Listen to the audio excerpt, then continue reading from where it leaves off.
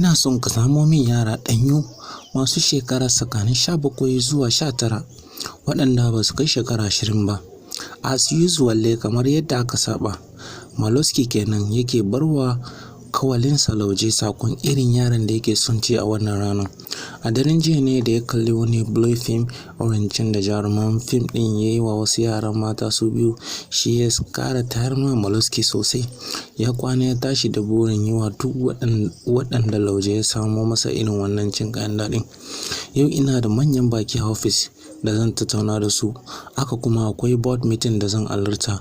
Ba zan samu dawowa yanzu ba sai misalin karfe 6 na yamma. Ka yi kokari ka samo yaran ka kuma kai su can guest office ɗina na gandu, a saka su yi wanka su kinsa da na dawo zan yi dina da su. Malosky ya ƙara shi yana wani ɗan iskan murmushi saboda ya san Lauje ya riga ya fahimci duk abin da yake nufi. To ranka ya daɗe, an gama. Lauje ya amsa amma cikin ladabi, kai ka ce wani sakon kirki da ake bashi. Lauje kawalin Malosky ne wanda suka fi shekara 10 suna tsola siya tare. Duk irin yarinyar da Malosky ya sifanta kawalinsa Lauje, ko kuma idan ya ce a kawo masa yarinya kaza ko kuma a kawo masa yarinya mai kaza da kaza, sai dai ka ji Lauje ya kaɗa kai baki ya ce okay sir, I wish you is my command. Lauje bai taɓa kasa gwiwa wurin kawo wa Malosky kaya ba, kamar yadda suke faɗa kenan. Duk lokacin da ka ji Lauje ya ce da Malosky oga akwai kaya a kasafa, to ba wani abu yake nufi ba illa an samo yara mata 'yan shila sabbi dal a leda, ko kuma ka ji ya ce ranka ya daɗe na turo maka hotunan wasu kaya ka duba ka zaɓa ka darje. To Lauje yana nufin ya turo masa hotunan 'yan mata don aka ya duba ya zaɓa ya darje. Bayan Malosky ya gama sallaman Lauje, sai direban sai ya ja katuwar motar jeep Land Cruiser da suka cikin ofis ɗin Malosky suka yi wa sinke, inda tarin ayyukan da muhimman mitin har guda 2 suka yi jiransa. Gashi babu alin yaƙi alarta ko da guda ɗaya ne, domin dukansu suna da matukar muhimmanci. Lauje kuwa bayan motar ubangidansa nasa ta ɓace daga ganinsa sai kurar da ta bari yana sai na inda suka bar shi. Shege oga, wato yau ba ma ɗaya zai ci ba har 2. Kai oga gaskiya mahayin kayan daɗi ne. Lauje ne ya kama magana shi kaɗai kafin daga bisani ya ɗauko waya doka wata ƙaruwa mai suna Laure kankana kira. Ya san ita ce kawai za ta haɗa shi ta irin yaran da oga ke bukata a yau ba tare da bata lokaci ba. Lauje ya ce aka yi ne ko ta samu ne. Muryar Laure kankana wacce ke cike da amon maye ta ɗauki dodon kunnen Lauje ta cikin wayar.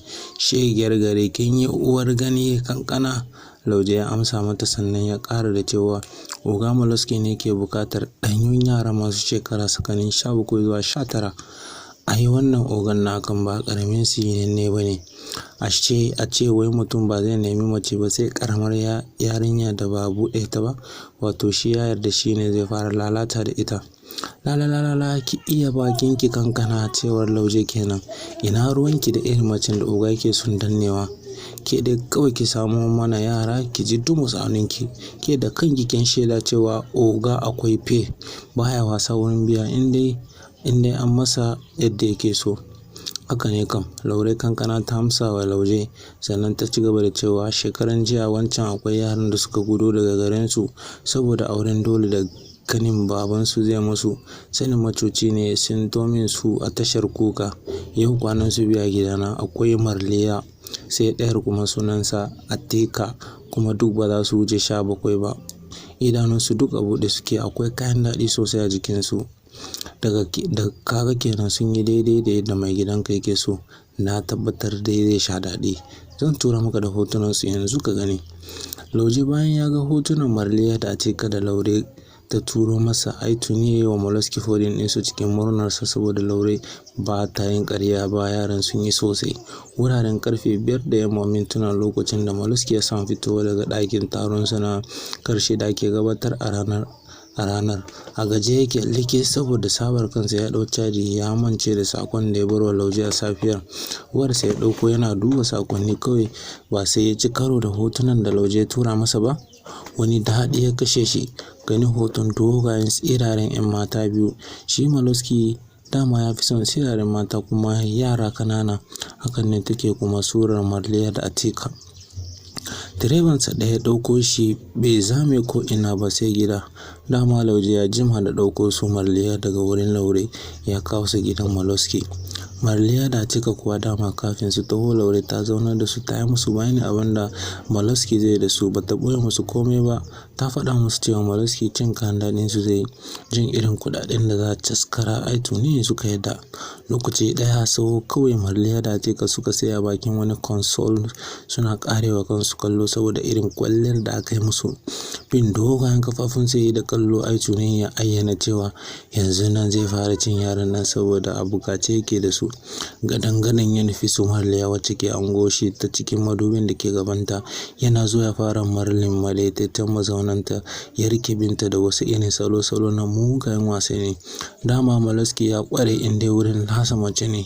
Tsakaninta sakinta ya yi sannan ya kamo Atika ya rika lallasa mata matasan soyayyen wayoyinta da ya gama duk wasannin da su, wanda dama ya riga ya zare musu rigunan wayoyinsu kuma ya tsotse wayoyin kowace. Jansu ya yi zuwa kan Three Sisters sannan ya sa hannunsa ya zare pen nasu na Marliya.